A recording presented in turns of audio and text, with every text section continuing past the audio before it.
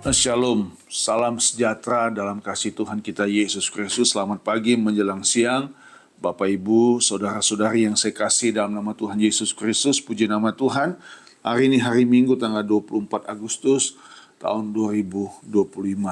Minggu lalu tepat bangsa negara kita berusia yang ke-80 tahun. Dan hari ini saudara-saudaraku, kita memasuki lagi tema yang baru untuk firman Tuhan yang akan boleh saya bagikan pada hari ini. Dan saya percaya saudara-saudaraku, di bulan kemerdekaan, ya, Tuhan tetap selalu berkenan untuk memberikan kekuatan kepada bangsa dan negara kita. Nah, melalui kehidupan saya dan saudara, saya percaya bangsa ini akan mengalami lawatan Tuhan. Amin.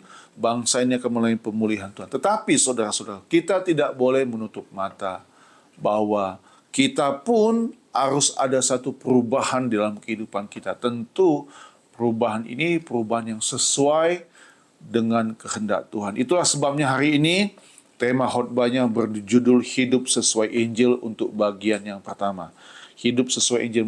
Sebenarnya masih ada benang merah atau sangkut paut dengan 3 minggu saya menyampaikan firman Tuhan di dalam Mazmur pasal yang ke-1 ya. Tapi pada hari ini saudara-saudara, ayat pokoknya kita akan terambil dalam 2 Timotius pasal 3 ayat 10 sampai dengan ayat 17, dan juga nanti kita akan membaca kitab Roma pasal 10 ayat 17. Mari sama-sama Bapak Ibu, saudara-saudara yang saya kasih dalam nama Tuhan Yesus, saya akan membaca bagi kita semua 2 Timotius 3 ayat 10 sampai dengan ayat 17. Begini bunyi firman Tuhan. Judul yang diberikan oleh Lembaga Alkitab Indonesia di Alkitab kita, Iman bertumbuh dalam penganiayaan dan dalam pembacaan kitab suci. Tetapi ada 2 ayat firman Tuhan yang akan saya titik beratkan untuk pelajaran pada hari ini ya. Mari saya akan baca buat kita semua 2 Timotius pasal 3 mulai ayat 10. Tetapi engkau telah mengikuti ajaranku, cara hidupku, pendirianku, imanku, kesabaranku, kasihku, dan ketekunanku. Engkau telah ikut menderita penganiayaan dan sengsara seperti yang telah kuderita di Antioquia dan di Iconium dan di Listra. Semua penganiayaan itu kuderita dan Tuhan telah melepaskan aku daripadanya. Memang setiap orang yang mau hidup beribadah di dalam Kristus Yesus akan menderita aniaya. Sedangkan orang jahat dan penipu akan bertambah jahat. Mereka menyesatkan dan disesatkan. Tetapi hendaklah engkau tetap berpegang pada kebenaran yang telah engkau terima dan engkau yakini, dengan selalu mengingat orang yang telah mengajarkannya kepadamu. Ingatlah juga bahwa dari kecil engkau sudah mengenal kitab suci yang dapat memberi hikmat kepadamu dan menuntun engkau kepada keselamatan oleh iman kepada Kristus Yesus. Segala tulisan yang diilhamkan Allah memang bermanfaat untuk mengajar, untuk menyatakan kesalahan, untuk memperbaiki kelakuan, dan untuk mendidik orang dalam kebenaran. Dengan demikian, tiap-tiap manusia kepunyaan Allah diperlengkapi untuk setiap perbuatan baik. Katakan amin. Saudara, saya juga akan membaca Roma pasal 10 ayat yang ke-17. Buat kita semua, kitab Roma pasal yang ke-10 ayat yang ke-17. Ini firman Tuhan berkata begini. Jadi, iman timbul dari pendengaran dan pendengaran oleh firman Kristus. Saudara, kebahagiaan sejati dan kemerdekaan sejati yang telah kita bahas ya 2 minggu berturut-turut itu pastinya akan dialami oleh orang Kristen, oleh orang percaya yang sungguh-sungguh mau membaca, merenungkan, dan melakukan firman Tuhan siang dan malam. Ini tidak bisa diganggu, dan ini bukan pilihan, saudaraku. Ini keharusan. Kalau kita merasa bahwa dalam kehidupan ini kita telah banyak melakukan kebenaran firman Tuhan, maka itu semua adalah kasih karunia yang Tuhan berikan dalam kehidupan saudara semua. Jangan pernah bangga, jangan pernah berhenti. Saudara harus tetap rendah hati, saudara tetap harus memuliakan dan mengagungkan Tuhan. Amin, saudara-saudaraku. Nah, saudara, ini hal yang luar biasa, ya. Saat ini kita akan belajar bagaimana standar hidup yang sesuai dengan Injil. Ya, jadi ukuran orang percaya itu Injil. Tentu kalau kita membaca, saudara, kalau kita membaca tulisan Paulus kepada Timotius ini, selalu disinggung soal penderitaan, penderitaan, dan penderitaan. Saudara tidak boleh alergi dengan penderitaan. Ya, kekristenan mau tidak mau, suka tidak suka, kalau saudara mau merenungkannya, selalu identik dengan kependeritaan. Ya, tadi pun kita sudah baca, ya, bagaimana kesaksian Paulus kepada Timotius, bahkan dia pun kagum dan salut dan bangga kepada Timotius dalam usia yang masih sangat muda. Timotius sudah terjun dalam pelayanan, Timotius mengikuti apa yang menjadi pengajaran atau menjadi panutan dari seorang Rasul Paulus. Bahkan tadi di ayat 11 pun dikatakan Timotius pun ikut menderita penganiayaan dan sengsara. Saudara, saya tidak tahu apa yang dialami secara spesifiknya, tetapi kalau membaca firman Tuhan ini, saudara-saudaraku, kita sebenarnya harus malu. Ya, sudah sejauh mana yang kita perbuat untuk Tuhan dan jiwa-jiwa yang Tuhan percayakan kepada kita. Sudah sejauh mana pelayanan, pekerjaan Tuhan yang dipercayakan kepada saya dan saudara. Tentu kita ingin menggarap itu semua dalam tuntunan Roh Kudus, saudara-saudaraku. Ya, nah Bapak Ibu, untuk pembukaan ini saya ingin mengatakan kepada saudara, ya, bahwa pegang baik-baik apa yang dikatakan oleh Paulus kepada Timotius ini. Kalau Paulus bisa berkata kepada Timotius, kamu telah ikut ajaranku, cara hidupku, pendirianku, imanku, kesabaranku, kasihku, dan ketekunanku, maka Bapak Ibu pun, saudara-saudari pun harus mengikuti pribadi yang maha agung, yaitu Tuhan Yesus Kristus. Haleluya. Dan saudara, hari ini, ya, untuk memahami dan mempraktikkan hidup sesuai Injil, kita harus tentunya lebih dulu mengerti apa tujuan Injil itu. Tentu tujuan Injil itu adalah menyampaikan kabar baik, kabar keselamatan, mengajak orang untuk hidup mengikuti Yesus Kristus sebagai Tuhan dan Juru Selamat sampai nanti kelak pada kekekalan. Tapi itu memang bukan hal yang mudah, saudara-saudaraku. Sebagai generasi penerus, saya sebagai hamba Tuhan dan Bapak Ibu sebagai anak Tuhan pun punya tanggung jawab sebagai orang percaya untuk sebagai generasi penerus meneruskan firman Tuhan. Pagi tadi kami bercakap-cakap sebagai hamba Tuhan, motivasi kami harus lurus dan benar di hadapan Tuhan.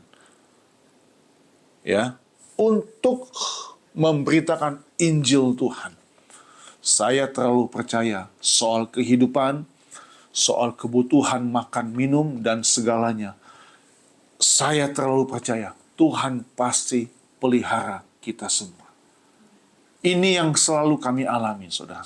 Kalau kita mengutamakan Tuhan, mencari Tuhan, ya, menyembah Tuhan, melayani Tuhan dengan sungguh-sungguh, dengan ketulusan hati kita, dengan standarnya Tuhan, ya, maka saya terlalu percaya dan yakin bahwa Tuhan mencukupkan apa yang menjadi kebutuhan kita.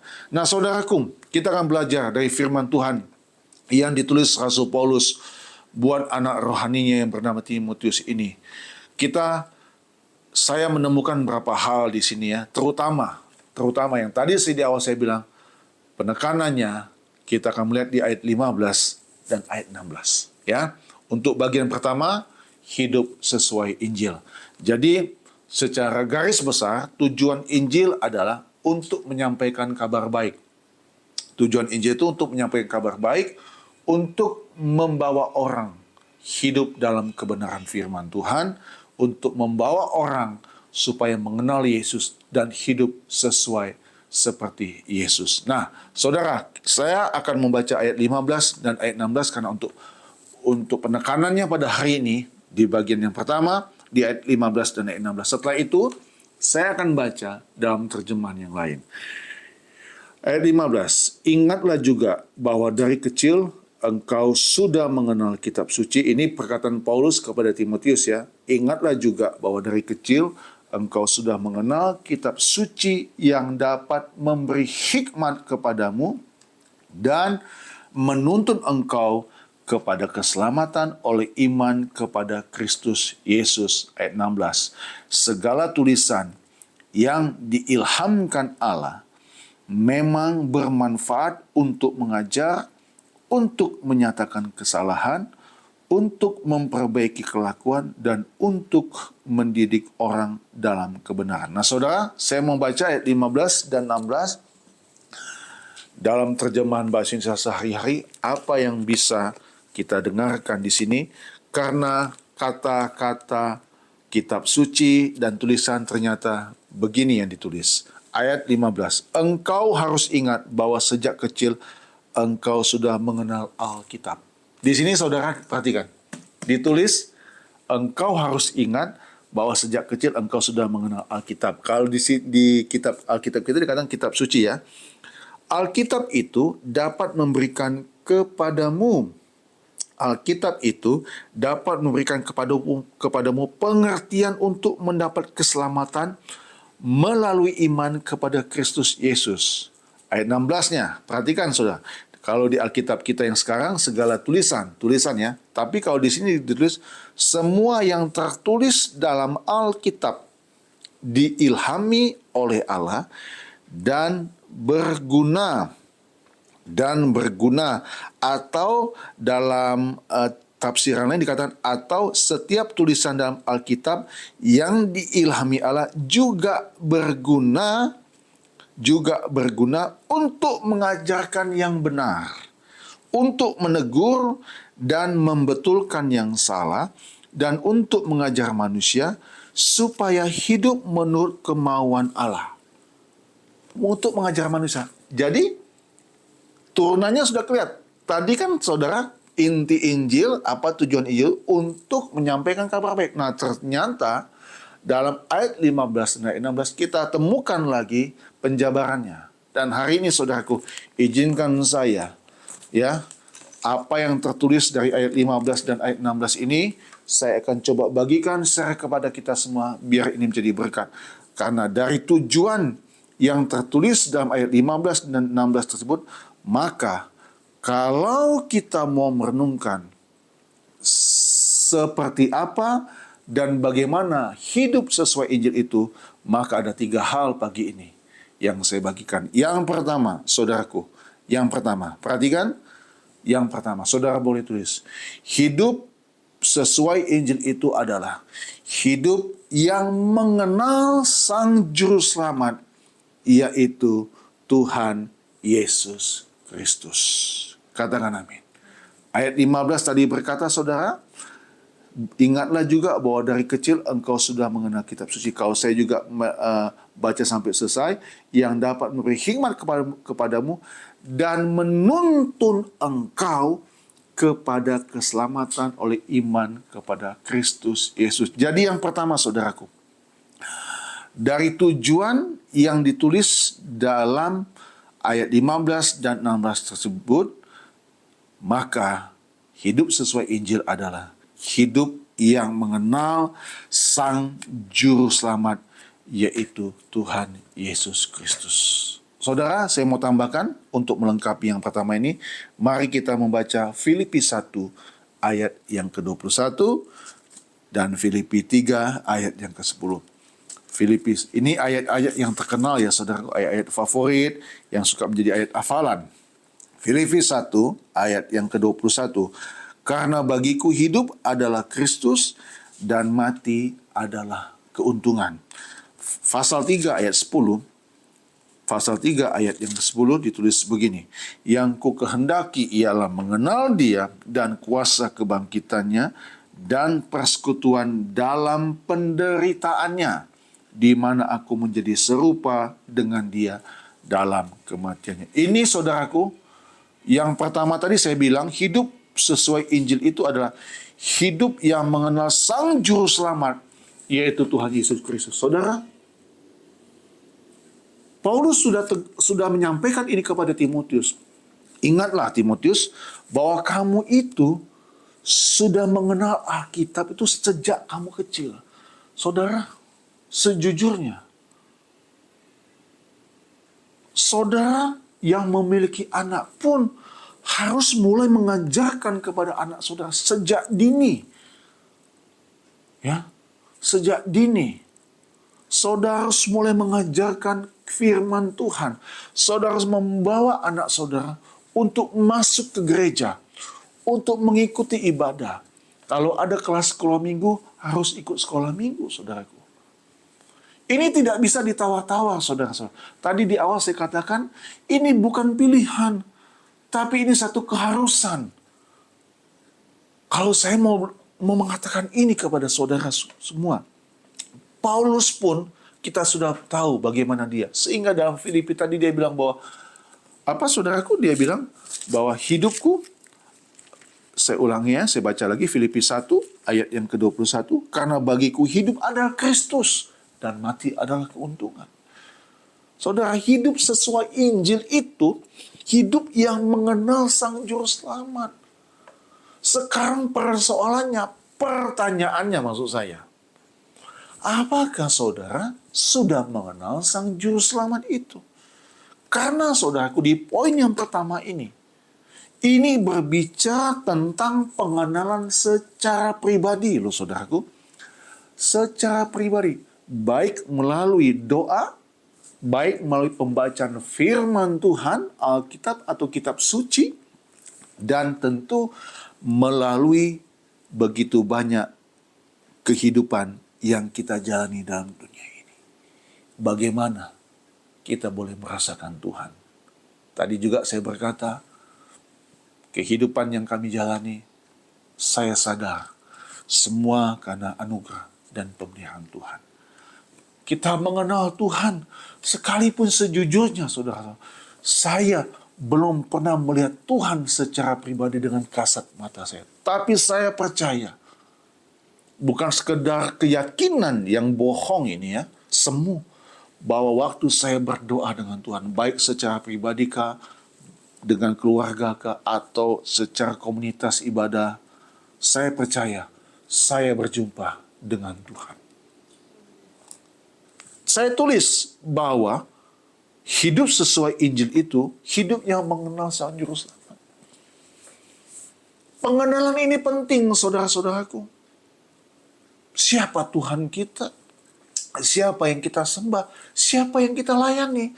Kita harus tahu dan sadar. Kita harus mengerti dan memahami hal ini. Saudara tidak boleh tahu hanya kata orang. Saudara, perhatikan. Kapan penyebutan Kristen itu ada?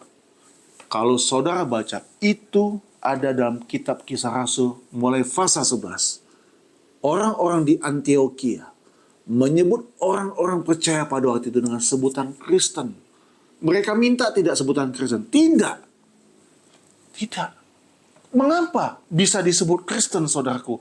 Karena orang-orang itu, hamba-hamba Tuhan itu, orang-orang di Antioquia itu melihat bagaimana tingkah laku, perbuatan, sikap, pelayanan orang-orang percaya pada masa itu di Kisah Rasul itu, saudaraku, itu serupa seperti Yesus Kristus.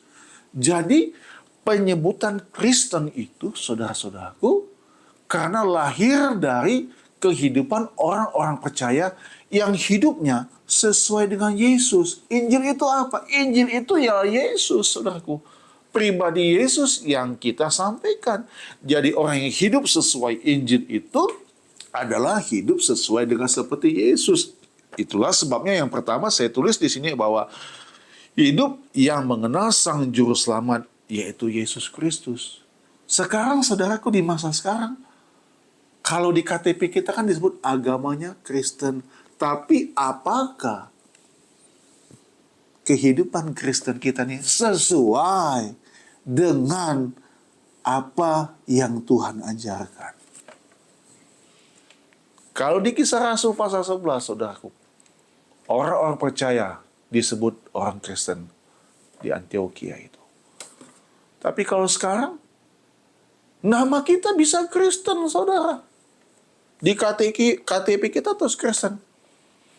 Tapi apakah sikap, perbuatan, tingkah laku kita seperti Kristen? Amatilah apa yang sedang terjadi. Saya tidak mau untuk bercerita terlalu lebar. Tetapi kalau kita, orang yang percaya kepada Yesus, yang mengaku mengenal Yesus, maka tidak ada pilihan bahwa hidup kita harus meneladani Yesus. Paulus dalam kesadarannya, dalam spiritualitasnya, dalam kerohaniannya yang sudah masuk level tinggi, dia bisa berkata kepada Timotius, anak rohaninya, engkau telah mengikuti ajaranku, cara hidupku, pendirianku, imanku, kesabaranku, kasihku, dan ketekunanku.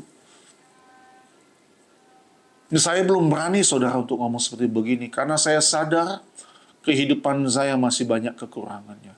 Tapi sebagai hamba Tuhan, sebagai gembala, izinkan saya untuk berkata, saudara harus mengikuti Yesus, bukan saja karena dia Tuhan dan Juru Selamat, karena dialah teladan kehidupan kita semua. Amin. Jadi saudaraku, yang pertama ini bicara tentang pengenalan secara pribadi. Ya. Ayat 15, kalau saya baca lagi, ingatlah juga bahwa dari kecil engkau sudah mengenal kitab suci yang dapat memberi hikmat kepadamu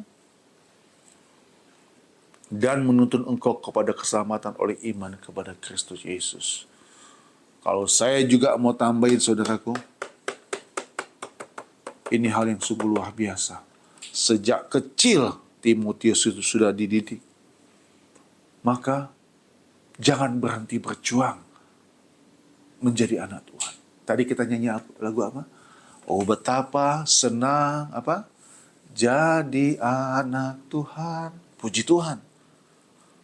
Oh betapa senang melayanimu Tuhan. Senang. Tapi kalau kita baca ini, saudaraku, suratan Paulus kepada Timotius, penderitaan.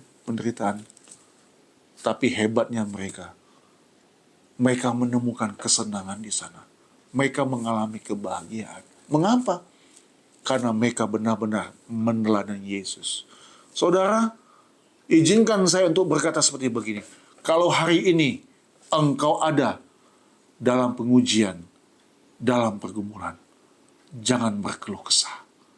Tetap percaya, tetap mengasihi Tuhan, tetap mengikuti apa yang menjadi kehendak Tuhan. Nanti engkau akan melihat indah pada waktunya cara Tuhan untuk menolong hidupmu. Haleluya. Yang kedua, saudaraku. Yang kedua. Jadi yang pertama, hidup sesuai Injil itu adalah hidup yang mengenal Sang Juru Selamat, yaitu Tuhan Yesus Kristus. Tidak boleh dangkal ini pengertian, saudaraku. Ini benar-benar harus mendalam. Tidak boleh hanya saudara, kamu agama Kristen, orang tuamu Kristen, otomatis kamu Kristen. Tidak. Nanti saudara harus banyak mengalami perjumpaan dengan Tuhan dalam doa, membaca firman, dan kehidupan yang dialami dalam dunia ini. Yang kedua, saudaraku, dan masih dalam ayat 15. Perhatikan. Ingatlah juga bahwa dari kecil engkau sudah mengenal kitab suci. Kitab suci, Alkitab ya saudaraku ya. Yang tadi saya sudah baca dalam terjemahannya. Yang dapat memberi hikmat kepadamu. Nah ini perhatikan saudaraku. Hidup sesuai Injil itu adalah hidup yang takut akan Tuhan. Mengapa saya bilang hidup yang takut akan Tuhan? Perhatikan saudaraku, saya ingin membawa saudara untuk melihat Amsal pasal 1 ayat 7 dan nanti juga Amsal pasal 9 ayat yang ke-10. Mari Bapak Ibu, engkau yang menonton video khotbah ini, engkau boleh menyimak di rumahmu masing-masing, di tempatmu masing-masing, Amsal 1 ayat 7, Amsal 1 ayat 7 dan Amsal 9 ayat 10. Perhatikan, takut akan Tuhan adalah permulaan pengetahuan. Hikmat itu kan pengetahuan. Tetapi orang bodoh menghina hikmat dan didikan. Orang bodoh ini orang yang tidak takut Tuhan, saudaraku. Dikategorikan orang fasik yang sudah saya sampaikan 3 minggu terakhir ini ya. Perhatikan.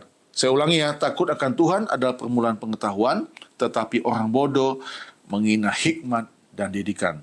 Amsal 9. Buka Amsal 9 ayat yang ke-10. Amsal 9 ayat 10. Permulaan hikmat adalah takut akan Tuhan. Dan apa saudaraku? Dan apa? Dan mengenal yang Maha Kudus adalah pengertian. Masih kaitan yang poin yang pertama tadi. Mengenal yang Maha Kudus. Siapa itu yang Maha Kudus? Yesus Kristus Tuhan, Sang Juru Selamat. Berarti poin yang kedua ini masih ada berkaitan dengan yang pertama tadi. Hidup sesuai Injil itu, yang kedua, hidup yang takut akan Tuhan. Hikmat datangnya dari takut akan Tuhan, saudara-saudaraku. Jadi, kalau orang sudah mengenal Yesus Kristus, hidupnya dalam kebenaran Tuhan, maka kalau hidupnya rajin membaca firman Tuhan, di sini kan dikatakan bahwa dari kecil engkau sudah mengenal kitab suci yang dapat memberi hikmat kepadamu. Jadi Bapak Ibu, saya mau berkata yang sangat simpel. Dari mana Tuhan berikan engkau hikmat?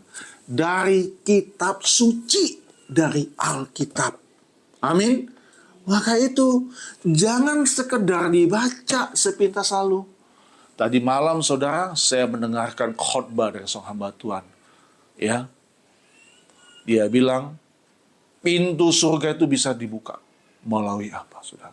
Waktu kita membaca firman Tuhan, kita berdoa, Tuhan tunjukkan hikmat dan pengertian dari setiap ayat-ayat firman Tuhan yang kubaca ini. Tapi kalau merujuk apa yang ditulis oleh Paulus kepada Timotius dan saya kaitkan dengan kitab Amsal ini, saudaraku, maka waktu Paulus bilang kepada Timotius bahwa kitab suci yang engkau sudah baca sejak engkau kecil itu dapat memberi hikmat kepadamu. Kalau saya boleh tambahkan, hikmat itu datang kalau dia atau saya dan saudara hidup takut akan Tuhan. Banyak orang Kristen hafal ayat suci, hafal Alkitab. Tapi, maaf, apakah kelakuannya, perbuatannya sesuai dengan Alkitab? Hanya dia dan Tuhan yang tahu. Kalau saya sampaikan ini, saya ingat apa yang ditulis oleh Yakobus, bahwa kita tidak boleh hanya sekedar mendengar, tapi kita harus melakukan firman Tuhan. Kalau saya mau mengulangi 3 minggu terakhir ini, saudara-saudaraku, apa yang ditulis oleh dalam kitab Mazmur, berbahagialah orang yang membaca, merenungkan Taurat Tuhan itu siang dan malam. Amin. Kami suami istri dan keluarga, pagi baca firman, malam baca firman Tuhan. Dan rasa-rasanya saudara itu seperti kurang. Itulah sebabnya Bapak Ibu yang selalu menerima forward WA dari saya sebagai hamba Tuhan. Apa yang saya bagikan, saya sharekan ada kebenaran-kebenaran firman Tuhan. Ya, tentunya saya juga membacanya dan belajar untuk merenungkannya dan untuk mempraktikannya. Di level ini, di titik inilah saudaraku, ujian demi ujian. Jangan lupa, iman kita bisa bertumbuh yang tadi dalam Roma 10:17, waktu kita mendengarkan firman Kristus. Jadi saudara-saudaraku, saya bisa mengerti dan memahami apa yang ditulis Paulus ini kepada Timotius, bahwa dari kecil engkau sudah mengenal kitab suci yang dapat memberi hikmat kepadamu. Karena dia melihat perjalanan hidup Timotius yang sungguh-sungguh benar-benar dapat melakukan apa yang telah pernah Paulus ajarkan kepada dia. Saudara, firman tidak boleh hanya sekedar jadi logos dalam hidupmu. Firman harus jadi rema dalam hidupmu. Bertumbuh dalam kehidupanmu. Sekali lagi saya mau katakan, jangan sekedar kita tahu Alkitab, tapi kita tidak mempraktikannya. Sama saja kita seperti ahli Tuhan dan orang-orang Farisi. Jadi yang kedua, hidup sesuai Injil itu adalah hidup yang takut akan Tuhan. Banyak orang Kristen, apakah dia hidup takut akan Tuhan? Hanya dia dan Tuhan yang tahu. Tapi buat saya, saudara-saudara, kalau orang sudah memutuskan, memilih hidup bersama dengan Tuhan Yesus Kristus, maka dia tidak ada pilihan lain selain dia mau hidup sungguh-sungguh di dalam Tuhan. Kalau tidak, dia terdegradasi, dia terlepas. Dan kalau sudah seperti begitu, saudara-saudaraku, berat sekali seperti begitu. Itulah sebabnya, sekali lagi saya mau mengatakan kepada saudara, kalau kita mau membaca firman Tuhan yang saya sampaikan ini, saya akan memulai dari ayat 10. Tapi kalau kita memulai dari ayat pertama, fase 3 ini, di sana ditulis tentang keadaan manusia pada akhir zaman. Salah satu yang ditulis di sana, kalau saya boleh kutip ya, khususnya di ayat yang kedua, dikatakan di akhir zaman itu, hari-hari terakhir itu akan datang masa yang suka tidak mempedulikan agama. Saya berdoa, kiranya engkau dan saya peduli akan kebenaran Tuhan. Peduli kepada pelayanan. Peduli kepada ibadah. Peduli kepada Tuhan. Peduli untuk hal yang baik dan berkenan. Untuk kekekalan kita. Itulah hidup yang takut akan Tuhan. Banyak motivator-motivator di luar sana, saudaraku. Ya, tapi saya tetap percaya motivator yang paling ulung, yang paling unggul adalah Tuhan Yesus Kristus. Haleluya. Dia yang memberikan pengharapan, dia yang memberikan kekuatan kepada saya dan saudara. Yang ketiga atau yang terakhir, saudaraku, kita baca ayat ke-16. 2 Timotius 3 ayat 16. Segala tulisan ini Alkitab ya saudaraku ya, yang tadi kita sudah baca juga. Segala tulisan yang diilhamkan Allah memang bermanfaat untuk mengajar, untuk menyatakan kesalahan, untuk memperbaiki kelakuan, dan untuk mendidik orang dalam kebenaran. Yang ketiga, saudaraku, hidup sesuai Injil itu adalah hidup yang berpindah dari manusia lama menjadi manusia baru. Haleluya. Saya ulangi sekali lagi, saudaraku. Hidup sesuai Injil itu adalah hidup yang berpindah dari manusia lama menjadi manusia baru. Artinya hidup dalam pertobatan.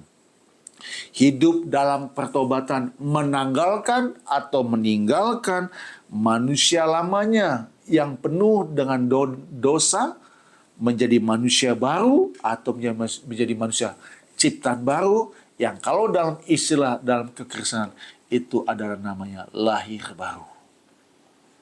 Saudara, kalau Alkitab sudah tidak mempan lagi, sudah tidak mampu lagi menegur saudara, sudah tidak mampu lagi, bukan tidak mampu, kalau saudara masih ketegar tengkuk, keras kepala, tidak percaya kepada firman Tuhan, saya takut, saudara.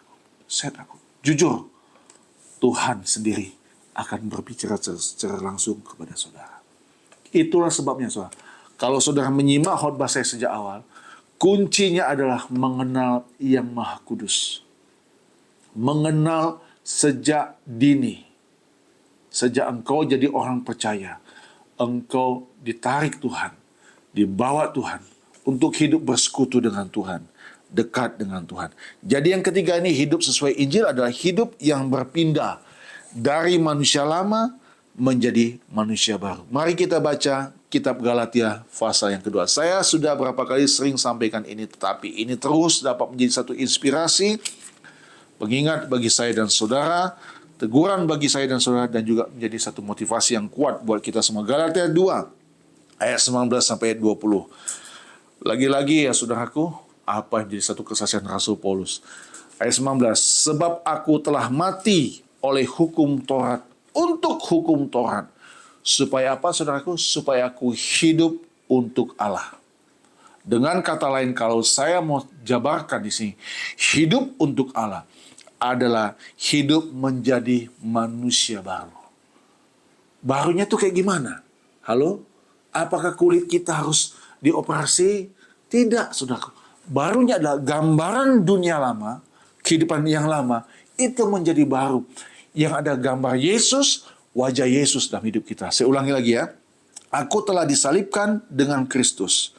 Namun aku hidup, ayat 20, namun aku hidup, tetapi bukan lagi aku sendiri yang hidup, melainkan Kristus yang hidup di dalam aku, dan hidupku yang kuhidupi sekarang ini di dalam daging adalah hidup oleh iman dalam Anak Allah yang telah mengasihi aku dan menyerahkan dirinya untuk aku. Wah, saudaraku, hitunglah ada berapa kali kata dasar hidup di sana. Jadi, orang yang hidup sesuai Injil, hidupnya tuh berpindah.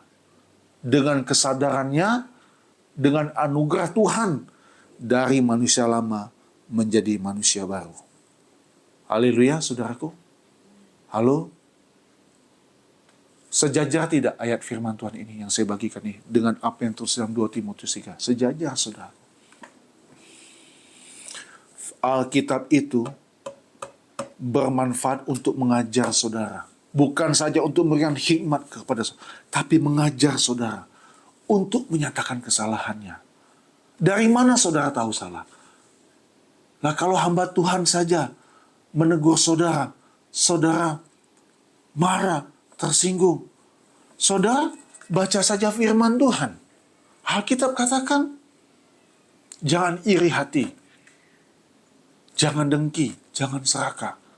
Kalau saudara marah, saudara sebetulnya bukan marah kepada penyampai yang menyampaikan firman Tuhan. Saudara marah kepada firman Tuhan yang adalah Allah sendiri. Saudara tidak boleh tersinggung.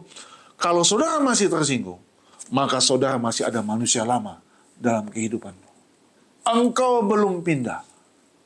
Engkau masih ada hidup dalam manusia lama.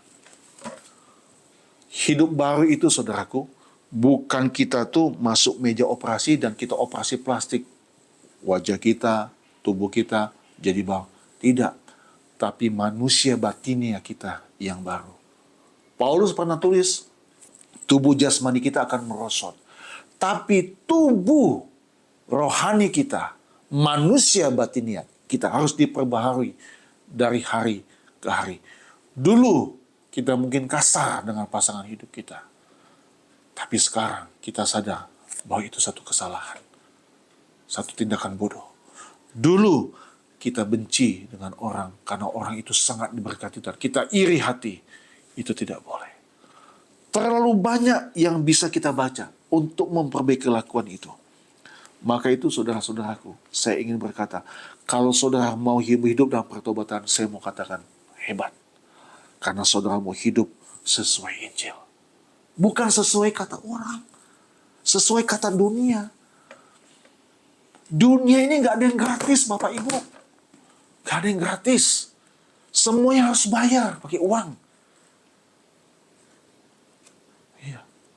Tapi dalam Tuhan, kalau saudara lihat salib, Dia yang berikan hidupnya buat saya dan saudara. Tadi kalau kita baca kitab Galatia, Paulus bilang apa? Aku telah mati oleh hukum Taurat untuk hukum Taurat. Supaya apa? Aku hidup untuk Allah. Dengan kata lain, Paulus mau hidup sesuai Injil. Haleluya, saudaraku. Haleluya. Jangan marah. Jangan cepat tersinggung. Jangan ngambek. Terlalu harga yang bisa. Terlalu mahal harga yang kita bayar, saudara. Hidup ini singkat, Bapak Ibu. Hidup ini tidak lama. Maafkanlah orang-orang yang pernah berlaku salah kepadamu. Jangan simpan akar pahit. Jangan simpan kedendam dan kebencian. Buat apa kita berlama-lama ada di situ? Buat apa? Tidak ada gunanya, saudaraku. Kita hanya dimanipulasi oleh kuasa kegelapan. Yang terakhir, saudaraku, untuk membandingkan poin yang ketiga ini, saya ingin kasih ayat firman Tuhan, Roma pasal 10. Ayat kita buka, kitab Roma pasal yang ke-10, saudaraku, untuk melengkapi poin yang ketiga ini, bahwa hidup sesuai Injil itu adalah hidup yang berpindah dari manusia lama menjadi manusia baru. Roma 10, Ayat pertama sampai ayat yang ketiga. Saudara-saudara, keinginan hatiku dan doaku kepada Tuhan ialah apa, saudaraku? Supaya mereka diselamatkan. Ini juga menjadi doa saya. Ini juga menjadi doa Ibu Gembala. Amin. Ini juga harus menjadi doa setiap hamba-hamba Tuhan, setiap anak-anak Tuhan, supaya mereka diselamatkan. Mereka itu siapa? Orang-orang yang terhilang. Orang-orang yang belum mengalami Tuhan, yang belum kenal Tuhan. Ayat kedua, sebab aku dapat memberi kesaksian tentang mereka, bahwa mereka sungguh-sungguh giat untuk Allah, tetapi tanpa pengertian yang benar. Jadi ada orang yang melakukan apa yang ada dalam firman Tuhan, tapi tanpa pengertian benar, tanpa hidup takut akan Tuhan. Jadi ada orang yang kayaknya bermuka dua, munafik. Nah, ayat 3, saudaraku, perhatikan. Sebab oleh karena mereka tidak mengenal kebenaran Allah, dan oleh karena mereka berusaha untuk mendirikan kebenaran mereka sendiri, maka mereka tidak takluk kepada kebenaran Allah. Saudara, halo, saudara tidak boleh merasa puas dalam hidup ini. Saudara punya KTP, di sana terus agama Kristen. Bahkan nama saudara mungkin berbau Kristen. Tapi ingat saudaraku, kita harus membawa kebenaran Allah, bukan membawa kebenaran diri kita sendiri. Nah, ini contohnya. Ada orang yang giat ya untuk Allah, tapi mereka melakukan itu tanpa pengertian, tanpa takut akan Tuhan. Mereka hanya mendirikan kebenaran mereka sendiri. Ini orang sombong. Dan mereka tidak takut kepada kebenaran Allah.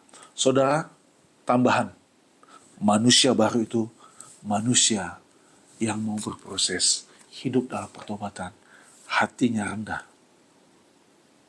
Karena kalau kita kembali kepada apa yang ditulis dalam ayat 16 dalam 2 Timotius 3, segala tulisan yang diilhamkan Allah bermanfaat untuk mengajar, untuk menyatakan kesalahan, untuk memperbaiki kelakuan, dan untuk mendidik orang dalam kebenaran. Pendidik, guru itu tidak boleh hanya sekedar mengajar, tapi dia juga harus mendidik. Hamba Tuhan apalagi, tidak boleh sekedar mengajar, tapi juga harus mendidik jemaat. Jadi, saudara jangan marah kalau saya melalui khotbah ini menegur saudara. Ada satu tulisan yang sangat keras, saudara, keras sekali. Ada di handphone saya. Dia bilang begini, kalau seorang pengkhotbah itu tidak menangisi dosa umat, maka dia adalah gembala upahan. Keras sekali tulisannya, saudara. Saya benar-benar diingatkan oleh tulisan itu. Seorang hamba Tuhan, kalau pengkhotbah, penginjil, hamba Tuhan tidak menangisi dosa umat, maka dia adalah gembala upahan. Tadi bagi kami bicara tentang hal seperti begitu. Kita tidak boleh jadi hamba Tuhan, hamba upahan. Bapak Ibu, hidup ini singkat. Maka jangan buang-buang hidupmu untuk hal yang tidak perlu dan tidak berguna. Saudara masih bisa kok rekreasi. Saudara masih bisa healing. Saudara masih bisa kulineran. Yang di dalamnya Tuhan pun bisa menikmati. Demikianlah saudaraku untuk hari ini. Ya, untuk bagian pertama ini ya. Biarlah apa yang saya bagikan, saya sampaikan pada hari ini. Dapat membuat hidupmu hidup sesuai dengan Injil. Dan kiranya kita dapat terus mengalami kebenaran dalam kehidupan ini. Tuhan Yesus memberkati kita semua. Sampai kita berjumpa kembali. Haleluya. Amin. Puji Tuhan.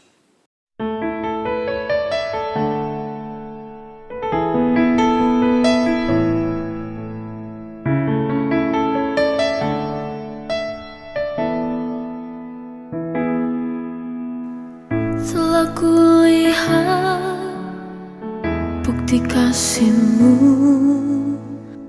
Kau menderita selamatkanku. Dengan darah-Mu Kau selamatkanku. Kini ku hidup menyenangkan-Mu.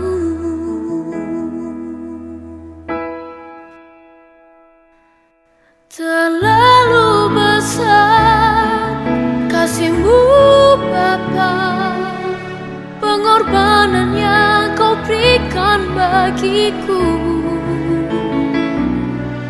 Terlalu mahal darah-Mu Yesus tercurah untuk menebus hidupku.